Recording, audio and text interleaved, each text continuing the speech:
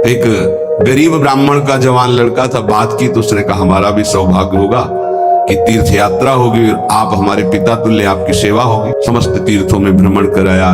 जब वृंदावन आया तो बहुत सेवा उसने की, उसका मन बहुत प्रसन्न हो गया। धनी का वृद्ध था तो गोपाल जी के दर्शन कर रहा था। उसने कहा वृंदावन को साक्षी करके मैं बहुत प्रसन्न हुआ तुम्हारे ऊपर, तुमने इतनी सेवा की।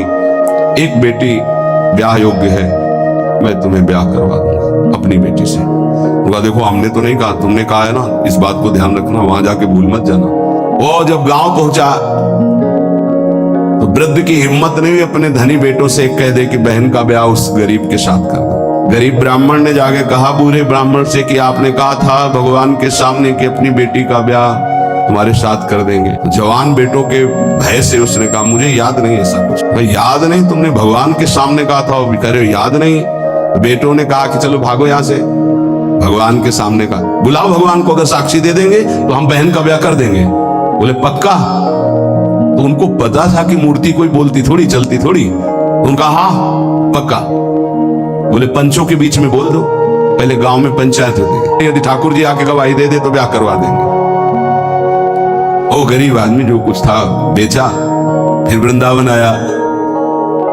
ठाकुर जी गोपाल जी से कहा कि महाराज आपके सामने हमारे ब्याह की बात कही थी इस वृद्ध ब्राह्मण ने, आपको गवाही देना पड़ेगा तब हमारा ब्याह होगा। आप जब बोलोगे तभी हमारा ब्याह होगा, और हम तभी यहां से जाएंगे जब आपको साक्षी दे। सब चले गए थे वकील, उसको विश्वास था भगवान है।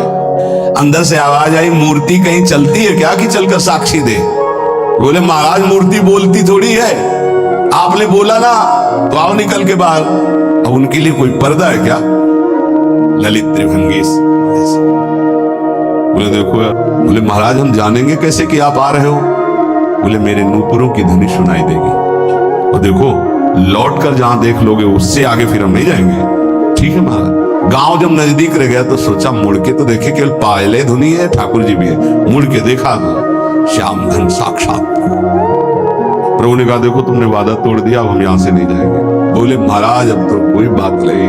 गांव में दौड़ के गया, गोपाल जी आए, प्रभु आए साक्षी देने के लिए मेरे ब्याह के लिए। पूरा नगर दौड़ पड़ा, पंचायत के सब ने देखा प्रभु विराजमान। अब किसी की हिम्मत थोड़ी थी कि पूछ ले, जबरदस्ती उस बुड्ढे से कहा ब्याह करो भगवान वृंदावन से साक्षी। आज भी साक्षी गोपाल के रूप में भगवान विराजमान।